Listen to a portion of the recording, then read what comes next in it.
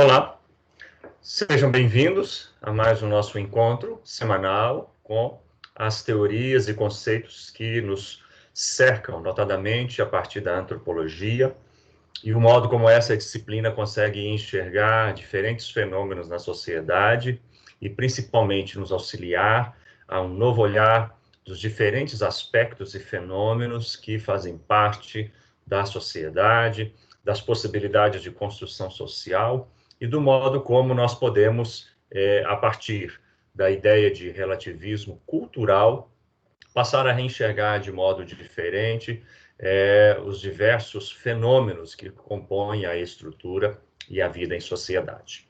Nós vamos hoje trabalhar uma questão bastante importante e relevante para a antropologia, que se trata do aspecto da homoafetividade.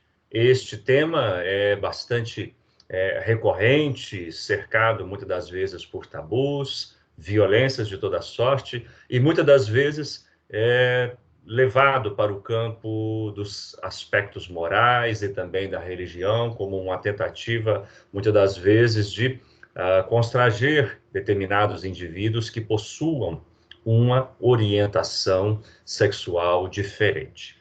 A primeira coisa que a gente precisa ter a partir de um olhar antropológico é perceber que a homoafetividade sempre esteve na história da humanidade. O que talvez tenha alternado com relação em diferentes lugares, em diferentes momentos, é o modo como ela foi tolerada ou não. Eu digo isso porque alternam-se diferentes momentos em todas as civilizações de uma certa aceitação, de uma certa tolerância, e marcado por eventos de forte perseguição e violência de indivíduos de orientação homossexual. O que a antropologia diz? O que é possível descobrir? Desde a década de 1960, as ciências sociais perceberam que a sexualidade ela é produto de condições históricas, sociais, determinantes em cada local e aspecto. A sociedade constrói, por meio dos discursos, aquilo que ela considera tolerável, moralmente aceitável. Dessa maneira, então, as ciências sociais compreendem que a sexualidade e até mesmo o sentido de gênero de um indivíduo, ele é construído socialmente, até porque cada sociedade, em cada diferente momento, procura treinar as pessoas com relação à sua orientação sexual. Então, a antropologia nos ajuda a compreender, juntamente com as ciências sociais, de que, de certa forma, nós somos treinados para sermos atraídos, termos atração para o sexo oposto. Ou seja, há uma espécie de heterodeterminação no conjunto da sociedade, que ela vai em diferentes instâncias, seja pela religião, pela escola ou pela família, vamos colocar inicialmente essas instituições, elas vão treinar os indivíduos por meio do discurso, vão construir práticas e vão justamente com relação à prática homossexual, dizer que é inadequada, inapropriada, quando não muito, colocá-la dentro de um padrão moralmente inaceitável a partir de leituras justamente fundamentalistas de alguns textos sagrados. Por parte da antropologia também, nós temos um texto muito especial, principalmente a partir do antropólogo Bronislaw Malinowski. Este antropólogo que cria o método da observação participante, ele desenvolve um estudo nas Ilhas Trobriand, que é um estudo clássico e que nos ajuda justamente a compreender melhor estas questões que passam pelas questões de gênero e também de identidade sexual. Bronislaw Malinowski, quando esteve entre os trobriandeses, ele passou na ilha um período de 2 anos, vivendo ali com os nativos, e ele pôde perceber algumas características que foram se tornando muito importantes para ele reafirmar, inclusive, teorias de Freud. Primeira coisa que Bronisław Malinowski percebe entre os trobriandeses é a estrutura familiar, que não está, né, naquela ilha, marcada por uma direção do pai, da figura paterna. Em Trobriand, as famílias são lideradas pela mãe, e o pai, como, diferentemente do que ocorre nas sociedades ocidentais, que o pai tem uma figura de proeminência, seja pelo controle, ou talvez até um pouco tempo atrás, a ideia de sustento da família, em Trobriand, o pai, ele não tem essa figura, a família é quase matriarcal, e ocorre que o pai também não tem uma ascendência sobre o filho. Quem tem esse papel muito importante sobre o garoto é justamente o irmão da mãe, o tio. É para ele que esse garoto vai se esforçar para fazê-lo orgulhar, e o tio vai ser para o sobrinho, né, aquela espécie de protetor, vai ser aquela pessoa que vai fazer as coisas visando o futuro do sobrinho. Essas características, mas principalmente, talvez a característica mais marcante que ficou indelével no pensamento de Bronisław Malinowski, quando esteve em Trobriand, é justamente o fato, né, que lá em Trobriand não havia a repressão sexual, notadamente feita pela figura do pai, tal como se observa nas sociedades ocidentais. Sem a repressão sexual, sem aquela maneira de você taxar comportamentos, mas deixando a sexualidade correr livremente, Malinowski percebeu justamente que ali em Trobriand, uma das primeiras coisas que lhe pareceu muito caras, não havia um grande número de complexos na formação daqueles indivíduos, tal como o próprio Freud verifica em sua teoria, dizendo até que na sociedade ocidental, a ideia de repressão sexual para Freud é até, digamos que, aquilo que constrói a cultura, ou seja, a repressão sexual ela é a matriz de muitos complexos e ela é, de certo modo, aquilo que organiza aspectos culturais e familiares do mundo ocidental. Isso em Trobriand não ocorre, o que, de certa maneira, uma primeira descoberta de Malinowski confirma a teoria de Freud sobre justamente esse aspecto de Édipo. E, num segundo momento, Malinowski também percebe que, uma vez que não há repressão sexual em Trobriand, um primeiro aspecto, a sexualidade não tem para aqueles nativos a mesma função ou a mesma maneira como é vista como no mundo ocidental. Ela está lá mais por conta da afetividade, dos laços. Ela flui naturalmente porque não há uma presença moral repressora. E, a partir disso, não havendo também complexos, o que vai acontecer? Malinowski percebe entre os nativos de Trobriand um número considerável de relações homoafetivas. Visto desse ponto, nós podemos passar a perceber, né, e confirmar as teorias da década de 60, que a orientação, o sentido de gênero de um indivíduo é, de certa forma, construído socialmente pelo grupo social que ele se faz presente. Daí que a majoritária parte das pessoas terem comportamento heterossexual e aqueles indivíduos que muitas das vezes tenham práticas e que se sintam constrangidos, buscam cura ou se reprimem, e aí surge uma série de fenômenos ligados à violência, seja contra outros indivíduos ou contra si próprio, vão demonstrar que esta questão precisa ser melhor trabalhada nas sociedades ocidentais. Dessa forma, então, é preciso que o olhar do estudante das ciências sociais, do estudante que está trabalhando a antropologia, é preciso compreender a homoafetividade como parte da natureza, né? As ciências biológicas já o demonstraram, há mais de 300 espécies de animais, incluída aí o ser humano que possuem práticas entre indivíduos do mesmo sexo.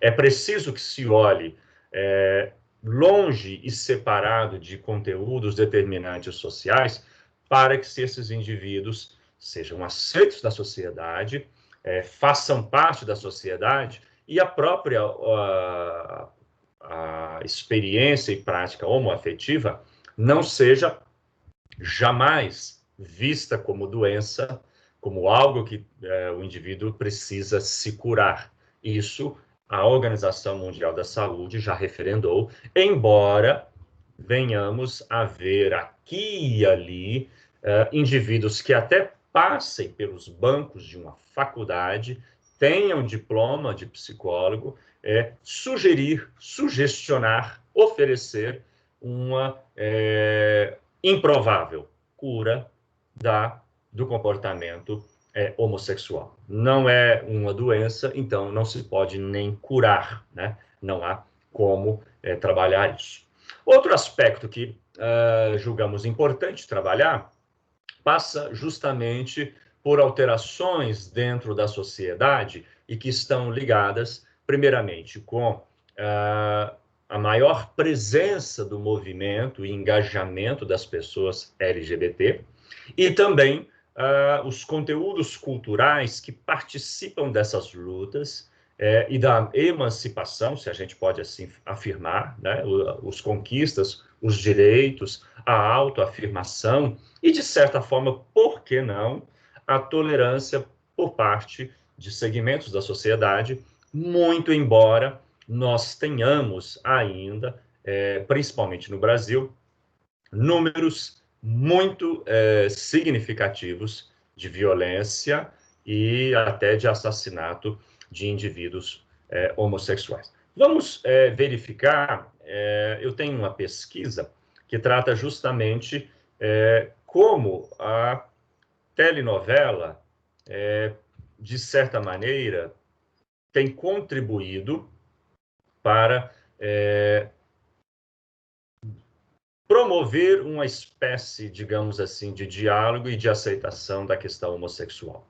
Nós tratamos aí a partir da telenovela porque, de certa maneira, como um produto cultural acessível a milhões de pessoas nos lares, as telenovelas brasileiras, nos últimos anos, a partir de 2000, 2002, 2003, começou a ter a representação de casais homoafetivos e isso permitiu, por parte de alguns pesquisadores, um olhar diferenciado para tentar entender de que modo a telenovela, de alguma maneira, estaria contribuindo para justamente trabalhar esse aspecto. Vamos aqui verificar, né, qual era a pergunta dessa pesquisa, né? Era saber se esses casais representados na telenovela como casais gays, de alguma maneira, contribuiriam para essa maior visibilidade e poderia, de alguma forma ou outra, fazer com que a união homoafetiva ou a telenovela, de algum modo, estivesse contribuindo para a sociedade brasileira aceitar a diversidade homossexual, né? Aí é importante a gente verificar, né, que por parte das pesquisas em produtos culturais, principalmente a telenovela, a ideia de que muitos autores já percebem na telenovela não apenas um produto, digamos assim, extremamente popular, mas capaz de fazer merchandising social e principalmente de produzir mudanças. Talvez aí o grande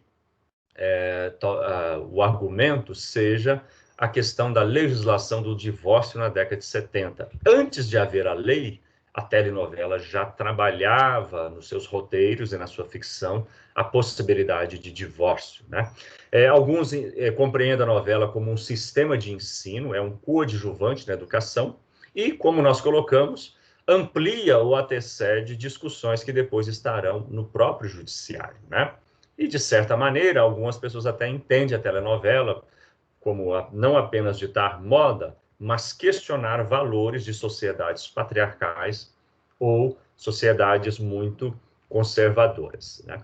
Para esse estudo, foram analisadas novelas entre 2003 e 2005, as primeiras que começaram mesmo a apresentar esses casais homossexuais nas suas tramas, e, mais recentemente, novelas entre 2011 e 2014. Inclusive, Amor à Vida, que é a novela que tem aí talvez aí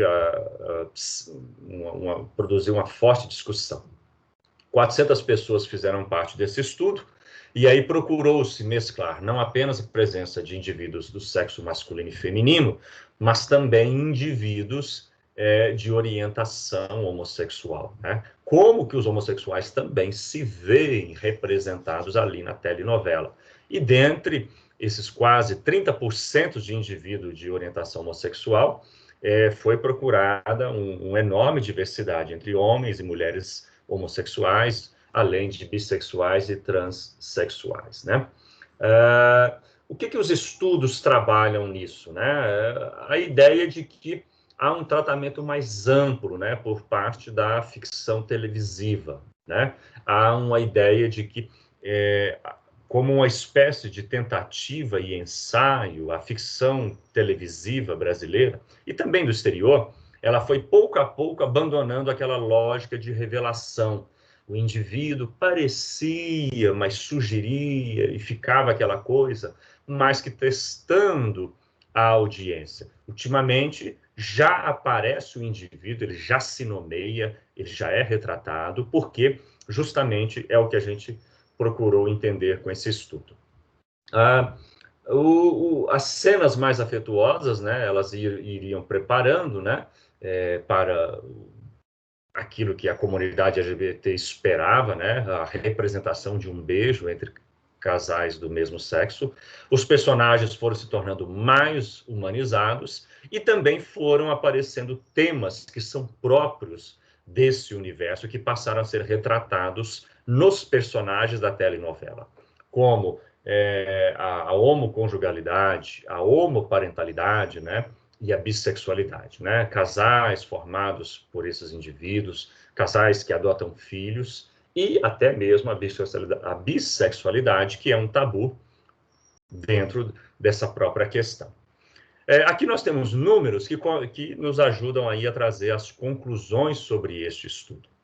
Uma das perguntas mais representativas para esse estudo foi perguntar-se, né, se a telenovela ela faz com que as pessoas repensem, ou elas convidam as pessoas a repensar a condição dos indivíduos de orientação homossexual, né? 56% dessas pessoas concordaram, né? Embora ainda ficou um traço de 25% de pessoas indecisas, né?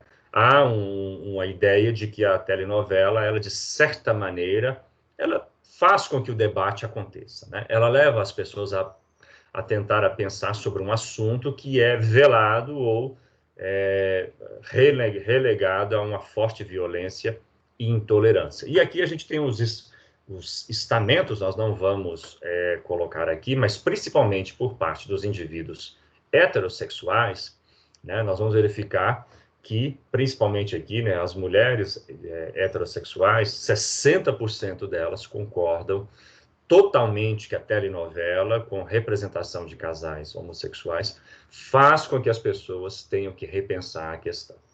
Outra pergunta é se essa representação da telenovela, ela, de alguma maneira, encorajaria o sujeito a aceitar a sua orientação. Isso aqui é muito importante, porque a gente passou a perceber ultimamente, nos últimos 10 anos, né, vamos colocar assim, pessoas nas ruas se assumindo, não só nas ruas, mas também na mídia, mas principalmente nas ruas. As pessoas não escondendo mais a sua orientação sexual. E aí perguntou-se, né, nessa pesquisa, se a telenovela, se essa representação, de alguma maneira, encorajaria o sujeito a se aceitar, primeiramente, né? Novamente, né, aí a percepção de que a telenovela, ela contribui, ela encoraja esses sujeitos a se aceitarem, né, 63%, e aqui fizemos um cruzamento com a religião, né, e aí tanto católicos quanto evangélicos, quase 70% desses, espíritas também, 66%, entendem que a telenovela tem um papel de auxiliar esses indivíduos a se encorajarem, a se aceitar. No caso aí de assumir-se publicamente dos indivíduos se vestirem ou se revelarem, né, aquilo que o pessoal chama de sair do armário, né, se a telenovela, essa representação que nos últimos anos contribui, aqui também cruzada com a religião, católicos, evangélicos e espíritas majoritariamente concordam, né? Nós vamos verificar aqui que os indecisos e aqueles que discordam, né, está no caso daqueles que são próprios homossexuais, que ainda reclamam por uma representação ainda mais fidedigna, e alguns setores religiosos, como o afro, né, de matriz afro ou nenhuma, que ainda estão um pouco divididos. Mas para a maioria dos entrevistados, sim, a telenovela contribui. E, como uma questão fundamental, a telenovela, né, ela ajuda a diminuir o preconceito, né? Essa foi aí o objetivo central dessa pesquisa de doutorado, né?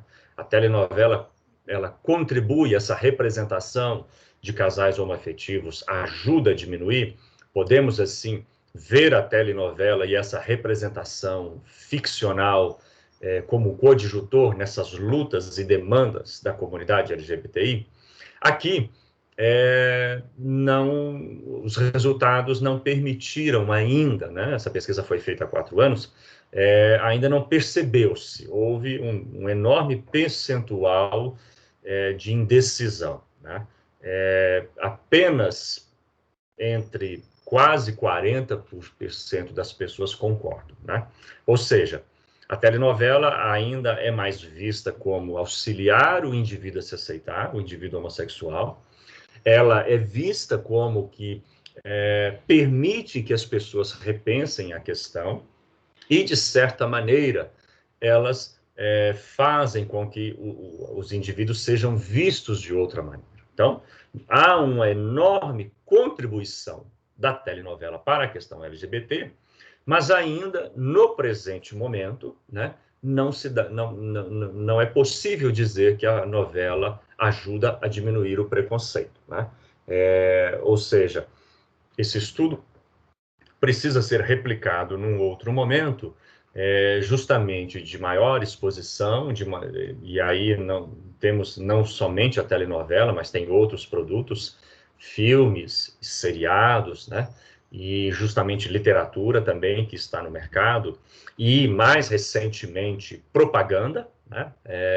Desde Boticário, C&A, Banco Itaú, já tem diversas empresas que começam a fazer comerciais com indivíduos voltados para indivíduos homossexuais. Então, a gente precisa aí juntar melhor esses dados e verificar se no atual momento qual é a contribuição mais específica, né? O que é importante a gente traçar aqui é que a telenovela, ela de fato, ela tem cumprido um papel juntamente com diferentes outros questões para auxiliar na luta por emancipação, né, dos indivíduos que pertencem à comunidade LGBTI. A telenovela, ela foi importante na questão do divórcio, ela cumpre um papel na questão ligada à gravidez adolescente, isso já foi comprovado, ela foi fundamental, isso aqui na América Latina, quando se diz planejamento familiar. Até a década de 70, a igreja ela era contra o planejamento familiar, o uso de métodos contraceptivos, e a ideia da igreja é que as famílias tinham que ser numerosas.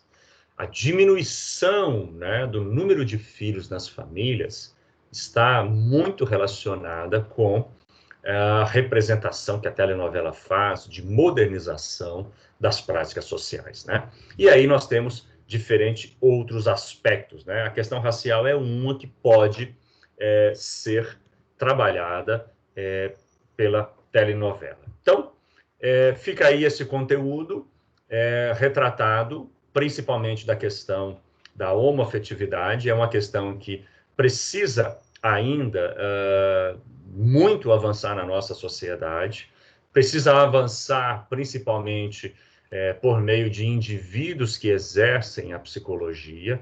É preciso fugir do padrão da ideia de curar indivíduos, né, de orientação homossexual, não é enfermidade. E é preciso também avançar na ideia de que esses indivíduos precisam ser vistos como parte integrante da sociedade de outro modo. E aí nós temos diferentes elementos, a ficção televisiva é uma deles, a comunidade LGBT e tem diferentes outras atividades e campos da sua atuação. O que é importante é enxergar esta comunidade de outra maneira e, se possível, contribuir para acabarmos com o preconceito, mas principalmente com a violência, seja ela de qualquer forma, contra esta parcela da sociedade que merece por dignidade e respeito. É isso.